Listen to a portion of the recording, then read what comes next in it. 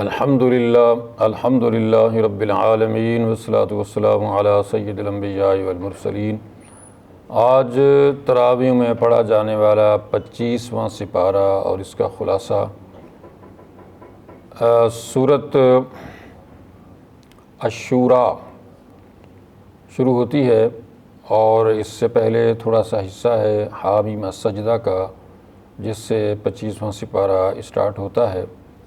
ارشاد باری تعالیٰ ہے الیہ یرد علم الساعہ وما تخرج من ثمرات من اکمامها وما تحمل من انثى ولا تدع الا بعلمه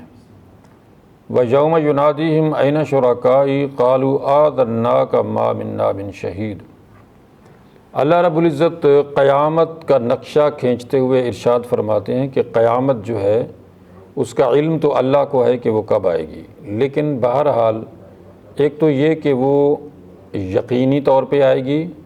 اور دوسرا یہ کہ وہ اچانک آئے گی، اور اس کا علم صرف اللہ تعالیٰ کے سوا ہے، مطلب اللہ تعالیٰ کو ہے، اس کے علاوہ کسی کو نہیں ہے۔ اور جب اللہ رب العزت قیامت برپا کرے گا تو یوم ینادیہم این شرکائی، تو اللہ تعالیٰ مشرکوں سے فرمائے گا کہ کدھر ہیں میرے شرکاء، یعنی جن کو تم نے میرا شریک بنایا تھا، وہ کدھر ہیں؟ قالوا آذناک ما منا من شہید، تو اس ٹائم جتنے بھی مشرک ہیں وہ اس بات کا انکار کر دیں گے، اور وہ یہ کہیں گے کہ انہوں نے کوئی شرک نہیں کیا۔ مطلب یہ ہے کہ ان کو اس بات کا انکار ہوگا کہ وہ ظاہر ہے وہاں پہ ان کے پاس اس چیز کا کوئی یعنی یہ چیز نہیں ہوگی کہ کوئی ان کی مدد کر سکے، کوئی یہ کہہ سکے کہ ہاں ہم تمہاری سفارش کرتے ہیں اللہ کی بارگاہ میں، چونکہ مشرک جو ہے اس کی کوئی بخشش نہیں ہے، کوئی اس کا سفارشی نہیں ہے۔ وَضَلَّ عَنْهُمْ مَا كَانُوا يَدْعُونَ مِن قَبْلُ، یعنی جو بھی جن کو بھی وہ اللہ کے سوا پکارتے تھے اب وہ گم ہو جائیں گے، ان کو نہیں ملیں گے۔ وَظَنُّوا مَا لَهُم مِّن مَّحِيصٍ، اور کسی بھی طرح سے ان کا کوئی معاون مددگار وہاں پہ نہیں ہوگا، اور اب ان کو یقین ہو جائے گا کہ اب ان کا کوئی پرسان حال نہیں ہے۔ اور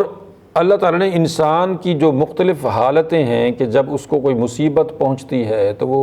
اللہ تعالیٰ کو پکارتا ہے، کھڑے بیٹھے ہر حال میں، اور بڑی لمبی چوڑی دعائیں کرتا ہے۔ لیکن یہی انسان جو ہر وقت اللہ کو مصیبت کے وقت یاد کرتا ہے، جب مصیبت اللہ تعالیٰ ٹال دیتا ہے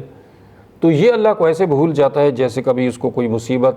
آئی ہی نہیں تھی، اور نہ ہی اس نے کبھی اللہ کو پکارا تھا۔ یہ ہر انسان کے اندر سوائے ان کے کہ جن پر اللہ کا کرم ہے کہ وہ اللہ کو ہر حال میں یاد رکھتے ہیں، اکثریت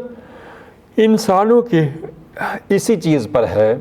کہ وَإِذَا أَنْعَمْنَا عَلَى الْإِنسَانِ أَعْرَضَ وَنَأَىٰ بِجَانِبِهِ وَإِذَا مَسَّهُ الشَّرُّ فَذُو دُعَاءٍ عَرِيضٍ، کہ انسان صرف مصیبت کے وقت ہی اللہ کو یاد کرتا ہے اور لمبی چوڑی اس وقت دعائیں مانگتا ہے، لیکن جو ہی اللہ فرماتے ہیں کہ ہم اس پر انعام و اکرام کرتے ہیں، اس کی مصیبتیں دور کر دیتے ہیں، اس کے لیے آسانیاں پیدا کر دیتے ہیں، تو اب وہ سارا کچھ بھول جاتا ہے کہ اس نے کبھی اللہ کو پکارا تھا یا اس کو کوئی مصیبت پہنچی تھی، لہٰذا اب اس کو کوئی پرواہ نہیں ہوتی۔ چنانچہ یہی ایک حقیقت ہے کہ جو بھی آسودہ حال انسان ہوتے ہیں وہ بہت کم اللہ کو یاد کرتے ہیں، اور جو مصیبت زدہ ہوتے ہیں وہ اکثریت ان کی جو ہے وہ اللہ کو یاد کرتی ہے، کیونکہ سب کو یہ پتہ ہے کہ مصیبتیں ٹالنے والا صرف اللہ ہے۔ ایون بڑے بڑے ڈاکٹر جو ہیں وہ بھی جب کسی مریض کا علاج کرتے ہیں تو وہ یہی کہتے ہیں کہ ہم نے جو ممکنہ ذرائع تھے میڈیسن کے اور جو بھی وہ ہم نے استعمال کیے، لیکن اللہ تعالیٰ سے دعا کریں کہ اللہ اس مریض کو شفا دے۔ مطلب یہ ہے کہ ہم ان دوائیوں کے ذریعے سے کوشش کر سکتے ہیں، شفا نہیں دے سکتے، موت سے نہیں بچا سکتے، بیماری سے نہیں بچا سکتے، یہ صرف اسباب ہیں، اور یہ اسباب بھی اس وقت کام کرتے ہیں جب اللہ کی طرف سے پرمیشن ہوتی ہے، تو یہ اسباب اس ٹائم کام کرتے ہیں۔ اس کے بعد اللہ رب العزت نے ارشاد فرمایا کہ لہو ما فی السماوات و ما فی الارض وہو العلی العظیم، ساری کائنات زمین و آسمان کی جو کچھ تمہیں نظر آتا ہے یا نہیں تمہیں نظر آتا ہے یہ سب اللہ کا ہے۔ تکاد السماوات یتفطرن من فوقہن والملائکۃ یسبحون بحمد ربہم ویستغفرون لمن فی الارض، یعنی جو لوگ اللہ کے ساتھ شرک کرتے ہیں ان کے اس شرک کی وجہ سے، ان کی اس اللہ کو ناراض کرنے کی وجہ سے مبادا کے آسمان پھٹ پڑے، اور یعنی یہ جو لوگ اللہ کو ناراض کرتے ہیں، اللہ تعالیٰ کی ناراضگی کی وجہ سے ان پر کسی بھی وقت کوئی مصیبت آن پڑے، تو یہ لوگ بجائے اس کے کہ اللہ کی عبادت کرتے، اللہ تعالیٰ سے مغفرت مانگتے، تو یہ یعنی اللہ کو راضی کرنے کے بجائے مزید ناراض کرتے ہیں کہ اللہ تعالیٰ کی ناراضگی کو مزید مول لیتے ہیں، غضبناک کرتے ہیں، تو اس طرح سے وہ اللہ کو ناراض کر کے اپنے لیے دنیا آخرت کی بربادی کے اسباب خود سے مہیا کر دیں، بجائے اس کے کہ اللہ کی نعمتوں کو یاد کرتے، اس کا شکر ادا کرتے، اس کی عبادت کرتے، اس سے دعائیں مانگتے، اس کے سامنے جھکتے، یہ جو ہے وہ اس کے ساتھ شرک کرتے ہیں۔ اور پھر فرمایا کہ وَمَا اخْتَلَفْتُمْ فِيهِ مِنْ شَيْءٍ فَحُكْمُهُ إِلَى اللَّهِ، سارا معاملہ اللہ کے سپرد ہے،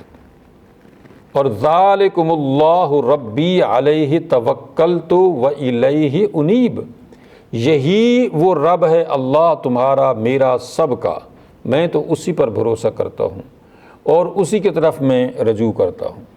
اور فاطر السماوات والارض جعل لکم من انفسکم ازواجا ومن الانعام ازواجا، یعنی اللہ تعالیٰ کو پہچاننے میں کون سی مشکل ہے؟ اس ساری کائنات کا خالق، فاطر، مالک بھلا کون ہے اللہ کے سوا؟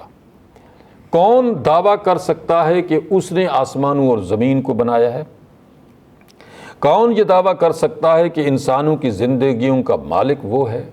کون یہ دعویٰ کر سکتا ہے کہ آسمان سے بارش وہ برساتا ہے؟ تو جب اتنی بڑی کائنات کا سارا نظام جو صبح و شام ہر جگہ ہر وقت ہمیشہ سے چل رہا ہے، وہ کون چلا رہا ہے؟ اور ہر امیر غریب ہر زمانے کا انسان اس کو دیکھ بھی رہا ہے کہ آخر یہ کون سی ہستی ہے جس کے قبضہ قدرت میں یہ سارا نظام ہے۔ لہٰذا انسان اپنی آنکھوں سے، اپنے حواس سے ان باتوں کو جان سکتا ہے کہ اللہ کے سوا کوئی خدا نہیں ہے۔ یعنی اگر ہوتا تو وہ دعویٰ کرتا کہ جی میں بارش نہیں برساتا، میں بارش برساتا ہوں، میں نے بارش کو روک دیا ہے، میں رات کو نہیں ہونے دیتا، میں دن کو نہیں ہونے دیتا، میں نے سورج کو روک لیا ہے، میں نے چاند کو، ایسا کچھ نہیں ہے۔ کوئی اپنے آپ کو موت سے نہیں بچا سکتا ہے بندہ، اپنے آپ کو بوڑھا ہونے سے نہیں بچا سکتا ہے بندہ، اپنے آپ کو بیمار ہونے سے نہیں بچا سکتا ہے بندہ۔ بندہ کیا ہے؟ پانی کا بلبلہ، ابھی پھٹا کہ ابھی گیا اور ختم، بس۔ تو بندہ کیا دعویٰ کر سکتا ہے کہ وہ کچھ کر سکتا ہے، یا وہ خدا ہے، یا وہ اس کی کوئی حیثیت ہے؟ وہ تو اللہ کا محتاج ہے۔ اب اللہ رب العزت نے ارشاد فرمایا کہ الاخلاء یومئذ بعضهم لبعض عدو الا المتقین، قیامت کے دن ساری دوستیاں دشمنیوں میں بدل جائیں گی۔ دنیا میں جتنے بھی رشتے، ناطے، دوستیاں، یاریاں ہیں نا، یہ ساری ختم ہو جائیں گی سوائے متقین کی دوستی کی۔ جو متقی ہیں، جو نیکوکار ہیں، جو اللہ کے نیک بندے ہیں، ان کے رشتے، ناطے، دوستیاں وہاں بھی قائم رہیں گی، اور بلکہ ان رشتے، ناتوں اور دوستیوں کی وجہ سے وہ ایک دوسرے کے کام بھی آئیں گے۔ چنانچہ ہم آگے سورۃ طور میں پڑھیں گے کہ جس میں اللہ رب العزت بعض رشتہ داروں کو جنت میں مختلف درجات میں ہونے کی وجہ سے ان رشتہ داروں کو ایک جگہ اکٹھا کر دیں گے کہ جو جنت کے کسی اعلیٰ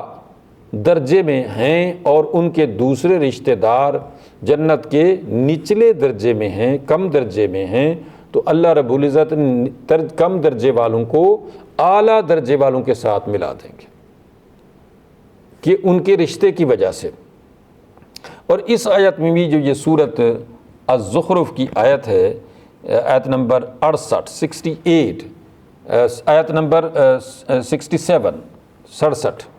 کہ الاخلاء یومئذ بعضهم لبعض عدو الا المتقین، قیامت کے دن ساری دوستیاں، سارے رشتے ختم، اب وہاں پہ رشتہ چلے گا تو تقوی کا رشتہ،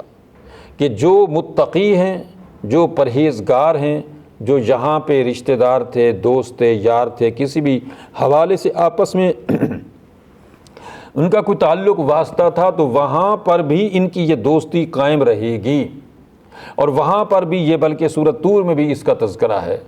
کہ وَوَقَانَا، کہ ہمیں اللہ تعالیٰ نے عذاب السموم سے بچا لیا،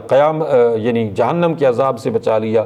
تو وہ دنیا کا تذکرہ بیٹھ کے کریں گے آپس میں، وہ رشتہ دار، وہ دوست یار کہ یار ہم ڈرتے تھے کہ ہمارے ساتھ پتہ نہیں کیا ہوگا، کیونکہ ہم یعنی قیامت کا جب تذکرہ کرتے تھے تو ڈر جاتے تھے کہ ہمارے ساتھ کیا ہونے والا ہے۔ دیکھو اللہ نے ہمارے ساتھ کیا رحم فرمایا، ہمیں جہنم سے بچا لیا، ہم پر احسان فرمایا اور ہمیں جنت میں داخل کر دیا اور یہ نعمتیں دے دیں۔ تو اس طریقے سے وہ یار دوست دنیا والا جو ٹائم ہے اس کو ڈسکس کریں گے وہاں بیٹھ کے۔ تو اس سے یہ پتہ چلا کہ یہ یاری، یہ دوستی، یہ تعلق، یہ واسطہ، یہ حالات و واقعات، یہ ساری چیزیں ان لوگوں کی وہاں پہ بہرحال یعنی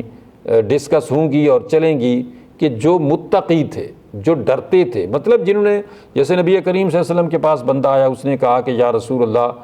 سمجھدار مسلمان کون ہے، عقل مند مسلمان کون ہے؟ آپ نے فرمایا وہ مسلمان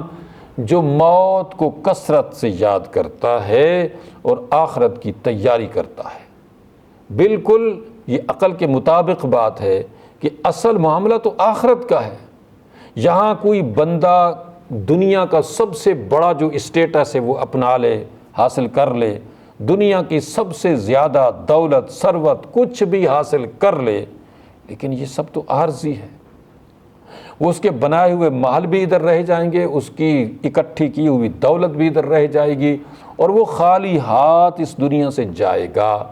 لیکن آخرت میں جب وہ جائے گا، اگر اس نے آخرت کی تیاری کی ہے، چاہے جہاں دنیا میں اس کا کچھ تھا یا نہیں تھا، مگر آخرت میں اس کو جنت عطا کر دی گئی، تو اس سے بڑی کامیابی تو ہے ہی نہیں۔ اس لیے تو اللہ فرماتے ہیں فَلْيَعْمَلِ الْعَامِلُونَ، یعنی جو کامیابی حاصل کرنا چاہتے ہیں، جو خوشی حاصل کرنا چاہتے ہیں، جو جنت میں مقام اعلیٰ حاصل کرنا چاہتے ہیں، ان کو یہ دوڑ دھوپ کرنی چاہیے آخرت کے لیے، جنت کے لیے، اس لیے کہ وہ جو چیز ملے گی وہ فار ایور ہوگی، وہ دنیا کی طرح نہیں ہوگی کہ یہاں کی جوانی بھی ختم ہو جاتی ہے، خوبصورتی بھی ختم ہو جاتی ہے اور سارا کچھ جو ہے عارضی ہے۔ اور اس کے بعد فرمایا کہ قیامت کا دن اتنا ہولناک ہے کہ وَتَرَا كُلَّ أُمَّةٍ جَاثِيَةٍ كُلُّ أُمَّةٍ تُدْعَىٰ إِلَىٰ كِتَابِهَا الْيَوْمَ تُجْزَوْنَ مَا كُنتُمْ تَعْمَلُونَ، یعنی قیامت کے دن لوگ قیامت کی دہشت اور ہولناکی سے کھڑے نہیں ہو سکیں گے سیدھے، اس قدر ہولناک منظر ہوگا، اور وہ گھٹنوں کے بل کھڑے ہو سکیں گے، یعنی اس قدر غمناک دن ہے وہ قیامت کا۔ تو اس کے لیے تیاری کرنی ہے، اس ہولناک دن کے لیے تیاری کرنی ہے۔ اور اس کے بعد فرمایا کہ فَلِلَّهِ الْحَمْدُ، ساری تعریف اللہ کی ہے، رب السماوات و رب الارض رب العالمین، جو رب ہے آسمانوں کا، زمین کا اور تمام جہانوں کا، وَلَهُ الْكِبْرِيَاءُ فِي السَّمَاوَاتِ وَالْأَرْضِ، اسی کی بڑائی ہے آسمانوں میں بھی، زمین میں بھی۔ اللہ تعالیٰ سمجھنے عمل کرنے کی توفیق عطا فرمائے۔ وآخر دعوانا الحمد للہ رب العالمین۔